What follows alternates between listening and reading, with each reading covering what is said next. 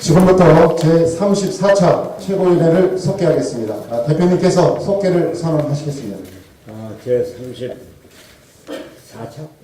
예, 34차 최고위원회 회의를 속개합니다.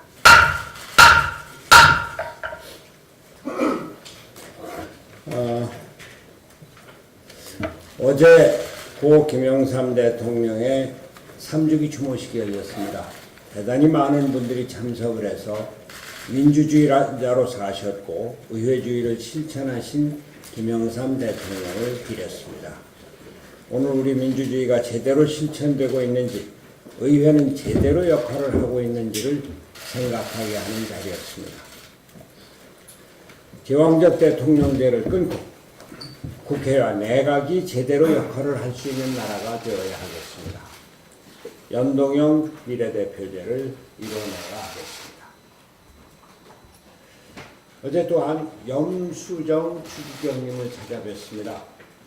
교회의 일치와 화합을 말씀하시면서 우리 사회도 하나로 통합되어 저녁이 있는 삶이 이루어졌으면 좋겠다고 말씀하셨습니다. 추기경님의 자애로운 모습에서 대한민국의 정신적 지도자의 모습을 볼 수 있어서 행복했습니다. 추기경님께서는 교황의 방북과 관련하여 초청장 등 절차가 갖춰져야 할 것이라고 말씀하시면서 언론 플레이는 없었으면 좋겠다는 말씀을 하셨습니다. 북한을 상대로 하신 말씀인지 남한 정부에 대해서 말씀하시는 것인지는 모르겠으나 들어새겨야 할 말씀이라고 느꼈습니다. 무엇보다 핵 문제도 해결되어야 한다고 말씀하셨습니다. 종교의 자유에 대해서도 말씀하셨습니다. 가톨릭 교회의 남북관계에 대한 인식을 읽을 수 있었습니다. 어제 비무장지대에서 남북이 도로를 연결하는 사진을 볼 수 있었습니다. 좋은 일이고 적극 환영합니다. 며칠 전에는 비무장지대 내에서 GP가 폭파되는 영상도 보았습니다. 군사적 긴장 완화의 현장에 서 있는 느낌이었습니다. 군사적 대결이 멈춰지고 평화가 성큼 다가온 느낌입니다. 그러나 너무 빠른 진전에 불안해하는 마음이 있다는 것을 정부는 똑똑히 인식해야 합니다. GP는 역사적 가치나 관광자원으로서도 유용하기 때문에 남겨두어야 한다는 우리 당 하태경 최고위원의 충언이 무시된 것은 대단히 안타깝습니다. 그러나 이런 것을 넘어서 안보 차원에서도 과연 GP를 당장 폭파하는 것이 옳았느냐 하는 인식이 있는 것을 정부는 똑똑히 알아야 합니다. 한반도 평화와 비핵화는 이제 거스를 수 없는 대세입니다. 다만 시간이 걸릴 것입니다. 속도를 정부의 의욕에만 맞추지 말고 국민과 국제사회의 인식에도 맞추어야 할 것입니다. 폼페이오 미 국무장관이 말했습니다. 한미 간의 상의 없이 단독 행동하지 않게 할 것이라고. 한국 정부가 북한 비핵화가 남북관계 진전에 뒤처지지를 않기를 원한다는 점을 분명히 했다고도 말했습니다.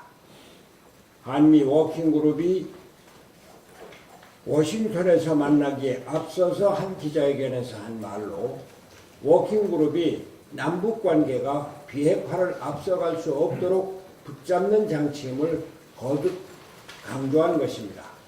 새겨들어야 할 말입니다.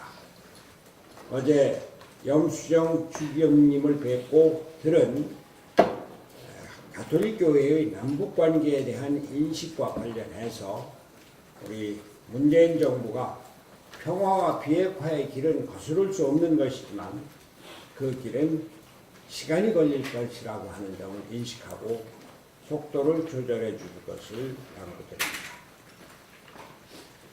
각종 통제 지표가 다시 우리 경제 위기를 경고하고 있습니다.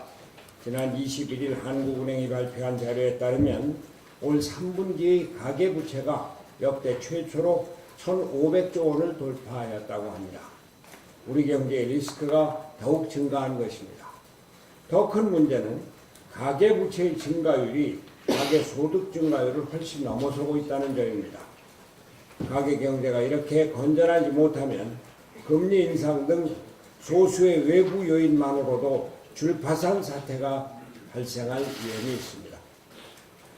전문가들은 민간의 고용과 소득이 증가해야 가계경제의 건전성이 회복될 수 있다고 지적하고 있습니다. 그러나 어제 통계청이 발표한 3분기 가계 동향조사 결과를 살펴보면 고용과 소득 모두 악화일로를 걷고 있습니다. 자료에 따르면 1분기와 2분기에 이어서 3분기 연속 큰 폭으로 소득 하위 가구의 소득이 감소하고 있습니다.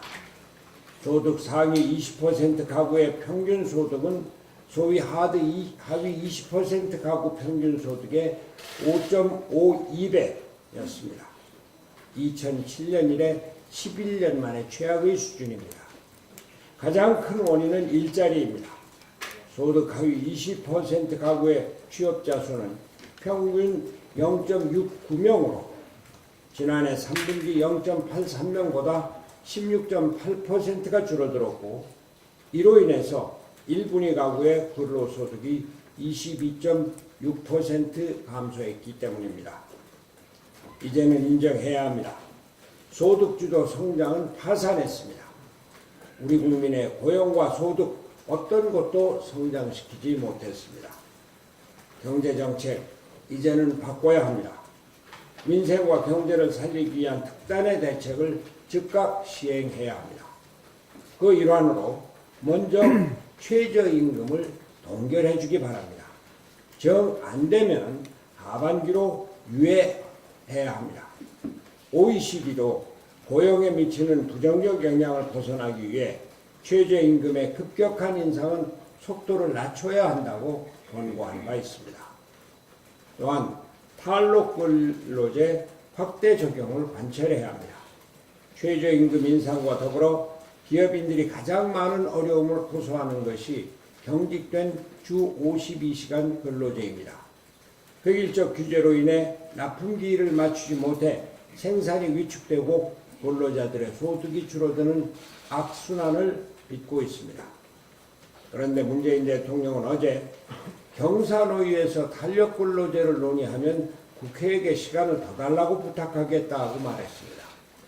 홍영표 원내대표도 탄력근로제 확대 법안 처리를 내년 2월 임시국회로 늦출 수 있다고 말했습니다. 정부와 여당의 안이한 판단이 아닐 수 없습니다. 우리 국민의 민생 경제는 지금도 파탄으로 치닫고 있습니다. 민생과 경제를 살리기 위한 대책을 언제까지 기다려야 합니까? 탄력근로제 확대 적용은 여야정 협의체의 합의 사항이기도 합니다. 정부와 여당은 다시 협치를 무너뜨릴 생각인지 묻습니다. 다시 한번 강조해서 말씀드립니다. 경제는 시장에 맡겨야 합니다. 일자리는 기업이 만드는 것입니다. 기업이 활력을 되찾기 위해서는 최저임금을 동결하거나 유예해야 합니다. 탄력근로제 확대 적용을 이번 국회 회기 내에서 반드시 처리해야 합니다. 정부와 여당의 개혁 의지가 없다면 바른미래당이 개혁을 주도하겠습니다. 네, 원내대표입니다. 어제 3당 실무협의체가 재가동되었고 예산조정소위가 시작이 되었습니다. 또 오늘 열릴 본회의에서는 91개의 무쟁점 법안이 처리될 예정입니다. 늦었지만 매우 다행이라고 생각합니다. 바른미래당은 여야정 협의체의 합의 내용을 충실하게 지키고 진정한 협치가 뿌리내릴 수 있도록 최선을 다하겠습니다. 여야정 합의체 합의 내용 중에 매우 중요한 내용이 있습니다. 바로 대표성과 비례성을 확대하는 선거제도 개혁을 위해 협력한다는 내용입니다. 이것은 바로 연동형 비례제를 의미하는 것이고 연동형 비례제에 대해서 대통령과 여야 모두 충분한 공감이 있었습니다. 그런데 최근 여당 내에서 연동형 비례제를 두고 논란이 있었습니다. 또한 언론에 의하면 민주당이 절충형 비례제를 유력하게 검토한다는 소식도 들립니다. 여야정 협의체 합의문에 있는 12가지의 합의 사항은 여야가 모두 함께 지켜야 할 내용입니다. 민주당은 물론 다른 정당도 자신들의 입장에 따라서 어느 특정한 사항을 예외로 할 것은 결코 아닙니다. 대통령까지도 함께한 여야정 협의체 합의 내용을 민주당이 마음대로 바꾸고 다른 얘기를 해도 된다고 생각하는 것은 아닌지 의심스럽습니다. 대통령이 직접 강조하고 동의했던 내용, 또 민주당과 문재인 대통령의 대선 공약이기도 한 연동형 비례제에 대해서 민주당은 여당으로서 반드시 그 약속을 지켜야 합니다. 국민 한 분 한 분의 투표가 사표가 아닌 살아 숨쉬는 표가 되어야 합니다. 바른미래당은 이번 정기국회에서 여야정 협의체에서 합의된 여러 민생 법안들과 함께 선거제도 개편도 반드시 마무리될 수 있도록 최선을 다하겠습니다. 이상입니다. 네, 저도 여러 가지 말씀드리겠습니다. 고용 세습에 대해서 민노총이 아무런 죄의식이 없습니다. 아연 실색할 따름입니다. 민노총은 제가 민노총 내부의 고용 세습 구체적 명단을 발표한 이후로 아직까지 사과도 하지 않고 있습니다. 대신에 단체 협약에 근거해서 자녀 친인척 채용이 이루어졌던 것을 죄를 저지른 것처럼 표현한다는 그런 불만이 나오고 있습니다.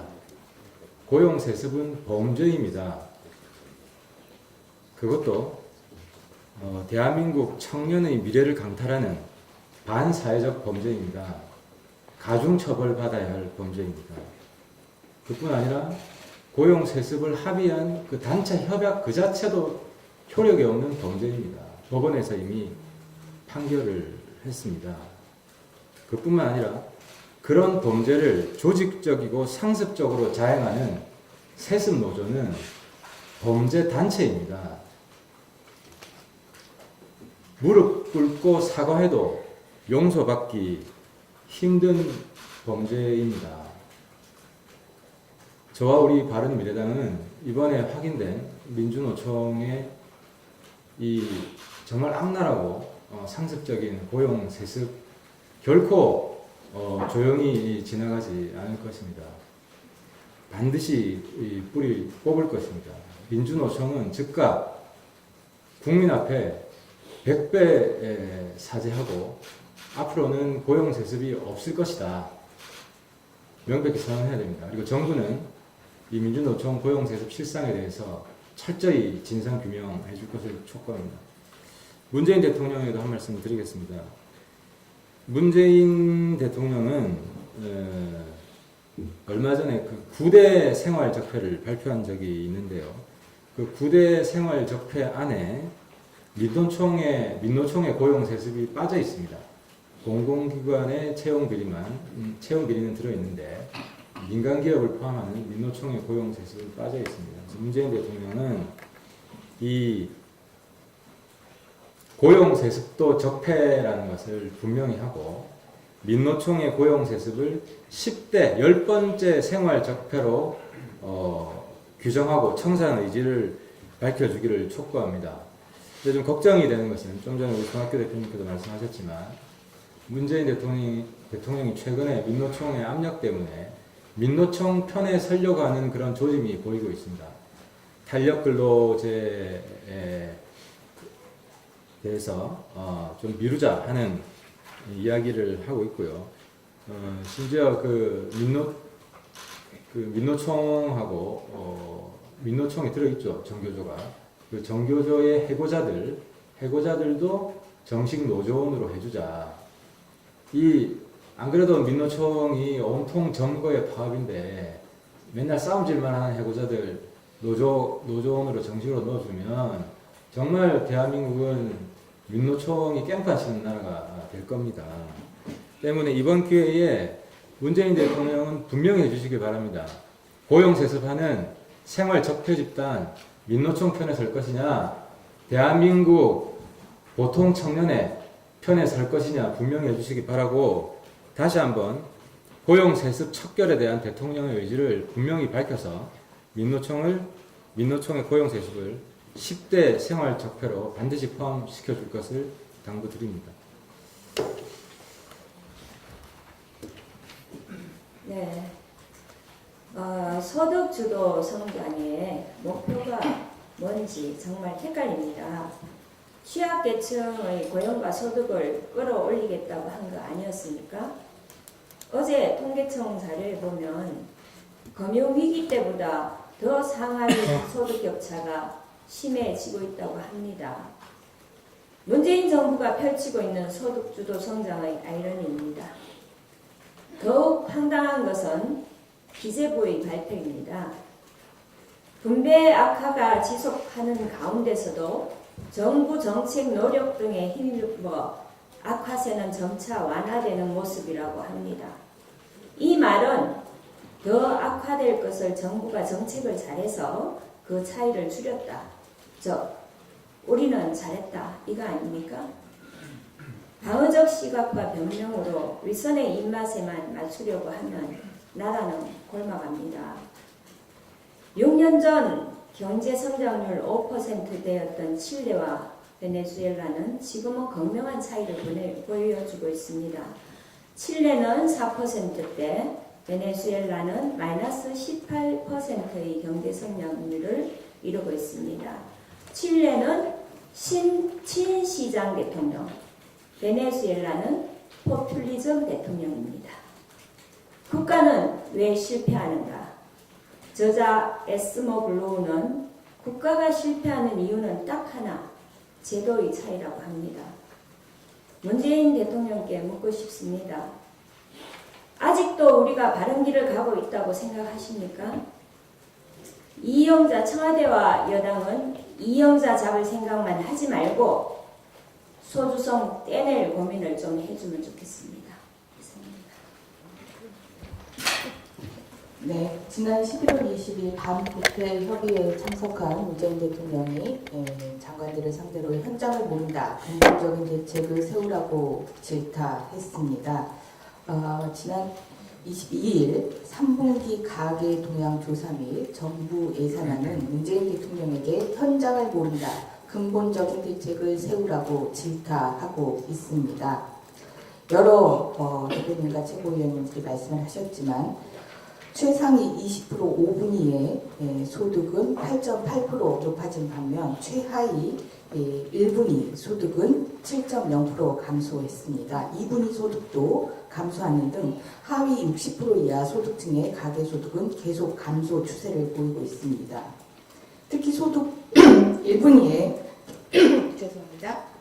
근로소득은 22.6% 줄고 사업소득 역시 13.4% 감소해서 저소득층의 소득을 떠받치고 있는 일자리와 영세 자영업 모두 붕괴되었다는 사실을 보여줍니다. 현장을 몰랐다는 것을 질타하고 있는 내용입니다. 정부는 현장을 모르는 정책을 또 하나 준비하고 있습니다. 12월에 주휴시간을 최저임금 계산에 포함시키는 시행령 개정안을 통과시키려고 하고 있습니다. 하지만 주휴시간까지 최저임금을 적용할 경우 시간당 최저임금은 2019년 9,842원, 2020년 1,761원 등의 상승 효과가 있고 그 결과 2019년 98,000개의 일자리 등 총 4년간 47만 6천 개의 일자리가 감소할 것으로 추정합니다. 이 역시 성적표를 통해서 현실을 모른다는 사실을 절감하시겠습니까? 예산안을 보면 근본적인 대책을 세우라고 질타를 합니다. 예산안에 들어있는 일자리는 단기, 엉뚱한 통계 분식용 일자리입니다. 라텍스 생활 방사선 측정 서비스 1000명, 산불 화재 감시원 1500명, 국립대 에너지 전략 도우미 1000명, 그리고 공무원 일자리 등입니다. 이렇게 가계 동향 조사와 예산안이 문재인 대통령에게 현장을 모은다, 근본적인 대책을 세우라고 질타하고 있지만은 전혀 듣지 않고 있습니다. 우리 바른미래당은 정기국회에서 주휴 시간을 제외하는 최저임금법 개정안 등 최저임금 정상화 법안과 엉뚱한 단기 분식용 일자리 예산안 삭감 및 국민들의 허리띠를 졸라매게 하는 공무원 증원 예산을 삭감하고 진정한 일거리 예산을 늘리는 데 모든 노력을 다하겠습니다.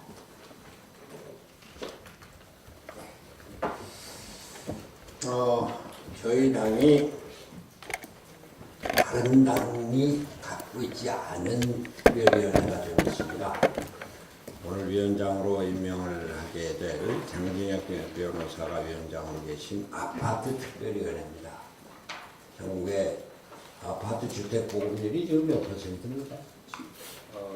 공동주택 거주율이 75%. 전국의 공동주택 거주율이 75%. 거의 대부분이 아파트나 아파트형 빌라 이런 것인데 여기 문제점들이 워낙 많고 또 소원도 많고 해서 우리 바른미래당에서 아파트 특별위원회를 이미 설치를 해서 전부터 권은희 최고위원과 장진영 위원장께서 열심히 일해 오셨는데 오늘 아파트 최고위원회 위원장에 장진영 위원장을 임명을 하고자 합니다.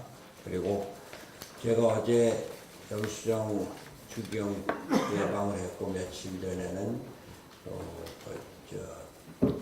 조계종 총무원장 예방을 했고 그 전에는 기독교교회협회와 한기총을 방문을 했는데 아무래도 우리 불교, 기독교, 천주교회 특별위원회를 설치해서 메신저 역할도 하고 교계 소식도 파악을 하고 이렇게 하려고 합니다. 오늘 아파트 특별위원장에 장진영 변호사님, 국민의당의 최고위원도 지내셨고 또 동작구에서 위원장도 하시고 지난번에 구청장에 나오셨다가 애석하게 안 되셨습니다. 불교특별위원회는 동국대학교 인도철학과 박사과정을 수료하시고 대한불교 조계종의 여러 직책을 역임하셨던 조한기 박사님, 또 기독교특별위원회는 한신대학교 감사, CBS 감사를 역임하신 공인회계사 오경태 선생을 모시고요. 천주교 특별위원회는 행정학 박사로 부천시 의원을 4대 거쳐서 지내시고 의장도 지내셨고 BBC 평화방송 및 평화신문의 명예기자로 계신 김관수 선생을 모시기로 했습니다. 나오시죠. 예, 잠시 임명장 수여하겠습니다. 우선 장진영 위원장 더 앞으로 나가시죠.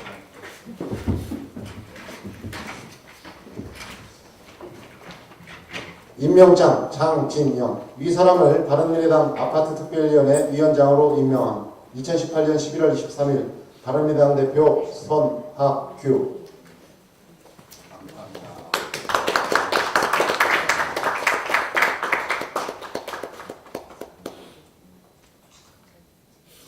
우리 장진영 최고위원은 아파트 특별위원회 위원장뿐만이 아니라 앞으로 당을 위해서 많은 기여를 하실 겁니다. 네, 이어서 조한기 위원장님이십니다. 임명장 조환기 위 사람을 바른미래당 불교특별위원회 위원장으로 임명함. 2018년 11월 23일 바른미래당 대표 손학규.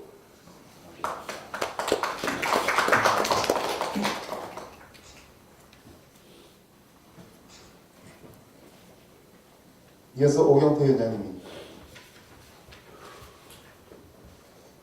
임명장 오경태 위 사람을 바른미래당 기독교 특별위원회 위원장으로 임명함. 2018년 11월 23일 바른미래당 대표 손학규.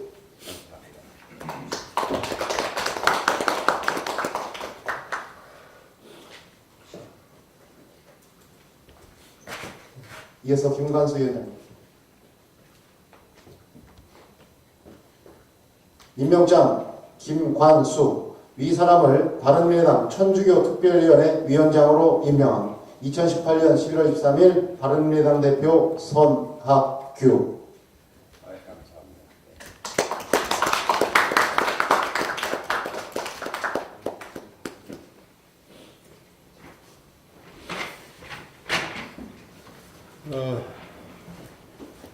제가 회의가 끝나기 전에 말씀 좀 드리겠습니다. 어제 그저께 홍천에서 여성위원회 발대식이 있었습니다. 그 권은희 여성위원장이 주관해서 200여 명이 넘는 전국의 여성 당직자들이 참석을 하셨고 부위원장으로 63명을 임명을 했습니다. 앞으로도 이번에 당연히 부위원장이 되셔야 할 텐데 행정적인 불찰로 안 된 분들이 좀 있을 겁니다. 추가적으로 임명을 하도록 하고요. 지역위원장을 28분을 임명을 했는데 조강특위 활동이 이제 계속될 것입니다. 오늘은 제가 완도에 가서 광주의 당원들 워크숍에 참석을 하고 여수에 가서 전남의 당원들 워크숍에 참석을 합니다. 이제부터 우리 지역위원장들이 임명이 되면서 지역 활동, 지역 당원들의 연수 연찬회가 계속될 것입니다. 내일은 직능단체 임원들 60여 분하고 제가 북한산 등산을 하게 되어 있습니다. 지역 활동 또 직능 활동이 적극 활성화되고 있습니다. 다음 주 월요일과 화요일에는 전북의 전주 새만금을 방문하고 광주 화요일은 광주 5.18 묘역을 참배하고 광주 일자리 문제에 대한 교회를 가질 것입니다. 우리 당이 그동안 여러 가지 조직적인 활동을 차근차근 준비해 오고 있는데 이제 활성화될 것입니다. 제가 특별위원장 우리 임명을 하고 인사할 기회를 못 가집니다. 우리 장진영 위원장 인사 말씀 많이 하세요. 네, 반갑습니다. 장진영입니다. 이제 오래간만에 최근에 자리에 참석하니까 반갑기도 하고 낯설기도 하고 그렇습니다. 저는 최근에 요새 채널A의 외부자들에 매주 나가서 또 우리 당 입장을 잘 전달도 하고 그러고 있는데 당의 그런 이런저런 입장을 잘 몰라서 좀 답답하고 그런 경우가 좀 많이 있습니다. 그래서 개별적으로 위원님들께 좀 여쭤보기도 하지만은 좀 그런 정보가 공유됐으면 좋겠다 그런 생각을 하고 있습니다. 제가 아파트 특위 오늘 위원장으로 선임이 됐습니다. 중학교 대표님께 감사드리고요. 우리 아파트 특위는 아까도 우리 선 대표님 말씀하셨지만 우리 정당 중에 유일하게 우리 당에만 있습니다. 국민의당에서 시작을 했고 바른정당이 된 이후에도 계속해서 매달 한 번씩 지금 3년째 계속 모이고 있습니다. 전국에서 오신 분들이 자발적으로 서울에 모여서 이렇게 꾸준하게 활동을 하고 있는 특이다, 거의 유일한 특이다라고 자부심을 갖고 있습니다. 그만큼 관심도도 높고 열의도 높습니다. 그리고 할 일도 굉장히 많습니다. 우리 위원회에는 안철수 전 대표께서 고문으로 계시고요. 또 최고위원만 해도 권은희 최고위원, 이준석 최고위원이 또 참여하고 계십니다. 또 부영의 이중근 회장이 지금 구속이 돼서 중형을 최근에 선고받았는데 그 단초가 뭔지 아십니까?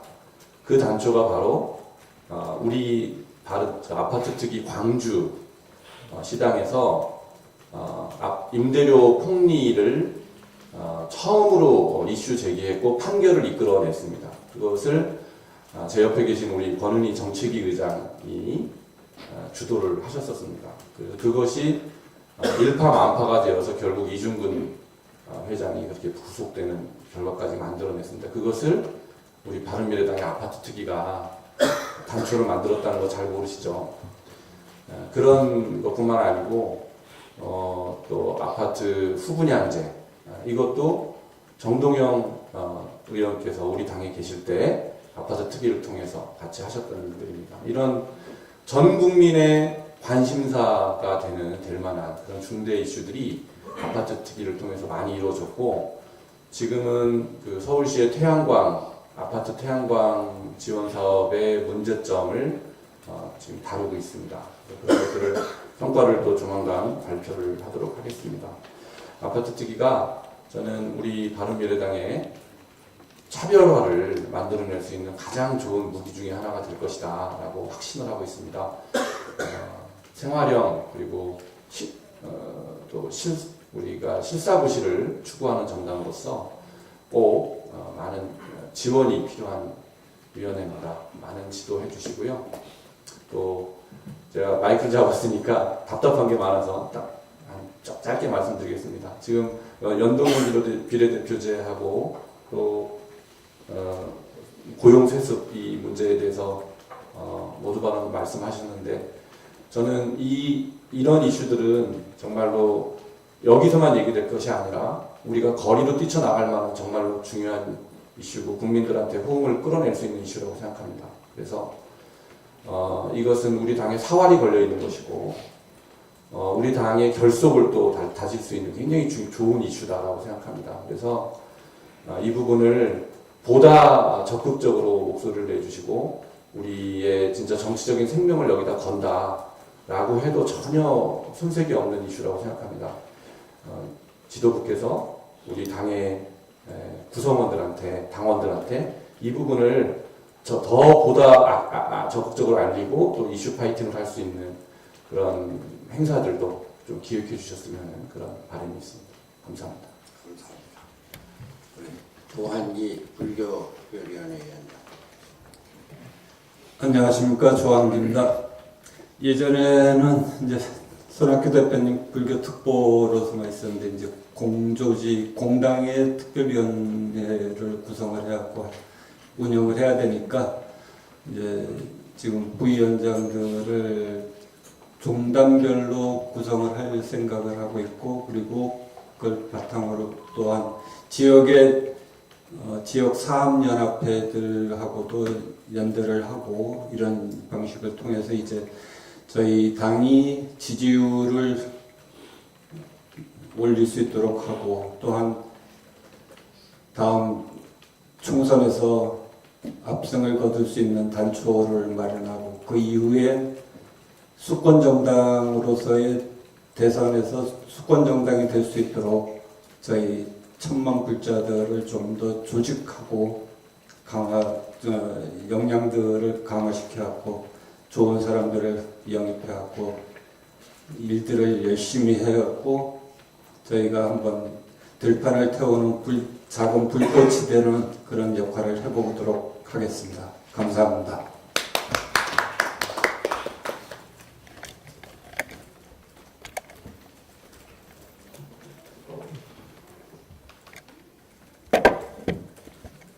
기독교 특별위원장 임명을 받은 오경태입니다. 어제 늦게서 연락을 받아가지고 좀 기독교 특별위원장을 맡는 데서 얼떨떨합니다.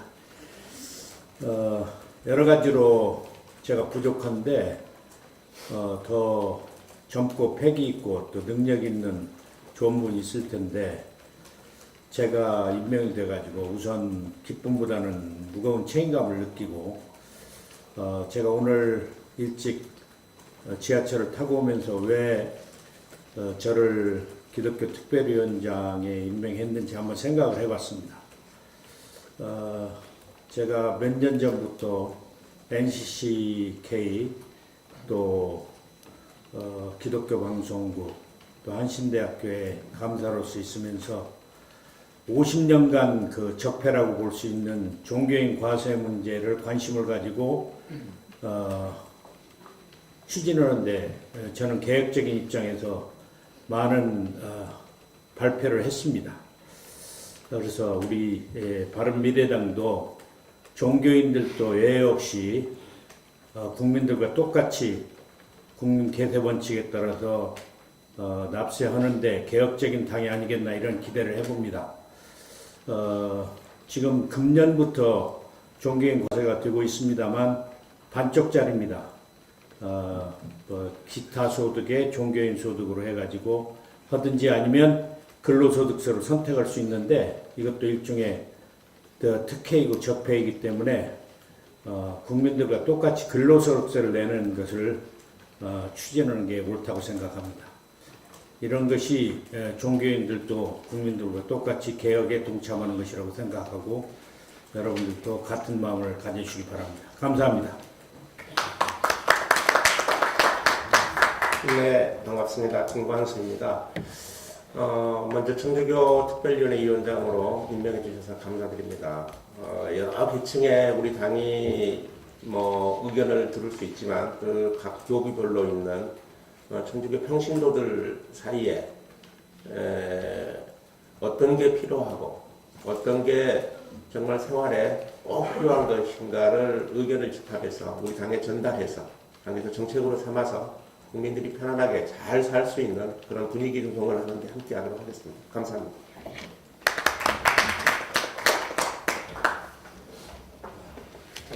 앞에 공개적으로 하실 말씀 있으십니까?